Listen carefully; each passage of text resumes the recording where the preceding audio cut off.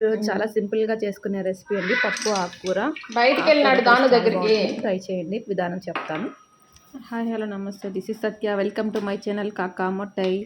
ఈరోజు మనము పప్పు ఆకుకూర ట్రై చేస్తున్నామండి. చూడండి, ఈ విధంగా కడిగి నానబెట్టుకున్న 1 గ్లాస్ పప్పులోకి పసుపు, 1 స్పూన్ సాల్ట్ వేసుకున్నాను, కొంచెం ఇంగువ, ధనియాల పొడి, మెంతుల పొడి, 1 స్పూన్ కారం. ఈ విధంగా తరిగి పెట్టుకున్న 3 టమాటాలు, 5 పచ్చిమిరపకాయలు, 4-5 వెల్లుల్లిపాయ రుబ్బలు, 1 ఆనియన్ని సన్నగా కట్ చేసుకుని ఇవన్నీ వేసుకోవాలండి. ఇందులోకి 1 స్పూన్ ఆయిల్ కూడా వేసుకోవాలి. మనకి పప్పు బాగా తొందరగా ఉడుకుతుంది, టేస్ట్ బాగుంటుంది. ఇప్పుడు కడిగి క్లీన్ చేసి శుభ్రం చేసి పెట్టుకున్నటువంటి మన ఆకుకూరని వేసుకోవచ్చు. తోటకూర, పాలకూర, ఎనీథింగ్. ఇక్కడ నేను సిరాకు వేస్తున్నానండి. 1 కట్ట సిరాకుని కడిగి క్లీన్ చేసి పెట్టుకున్న సిరాకుని వేస్తున్నాను కుక్కర్లోకి. చూసారు కదా, ఈ విధంగా వేసుకున్నాక 1 చింతపండు, కొంచెం ఎక్కువ వేస్తే మరి పుల్లగా ఉంటుందని చింతపండు వేసేసి క్లోజ్ చేసి పెట్టుకోవాలండి. వీటిని చూద్దామా? అవునండి, చూసారు కదా, ఈ సైజ్ చింతపండు వేసాను.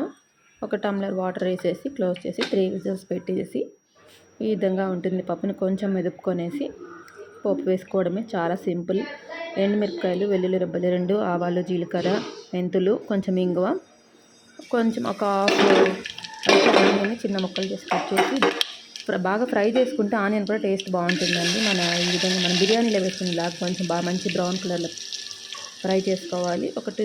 2 టేబుల్ స్పూన్ ఆయిల్ వేసుకున్నాను, పసుపు, ఆవాలు, జీలకర్ర వేసుకున్నాను. నెక్స్ట్ ఆనియన్స్ వేసుకొని ఇవి బాగా ఫ్రై అయిన తర్వాత వెల్లుల్లి రెబ్బలు, ఎండుమిరపకాయలు వేసానండి. బాగా వేగింది. ఈ టైంలో మనం నేను పెట్టుకున్న పప్పుని యాడ్ చేసుకోవాలి. అంతే సింపుల్, పప్పు ఆకుకూర. చూసారు కదండి. మరొక వీడియోతో మళ్ళీ కలుద్దాము. మరి ఈరోజు స్పెషల్ పప్పు ఆకుకూర, చాలా సింపుల్ అండి. మీరు కూడా ట్రై చేయండి. థ్యాంక్ యూ సో మచ్ అండి. Like and subscribe. Please like, share and subscribe to my channel. Tata Muttai 2004. Like and subscribe. Bye.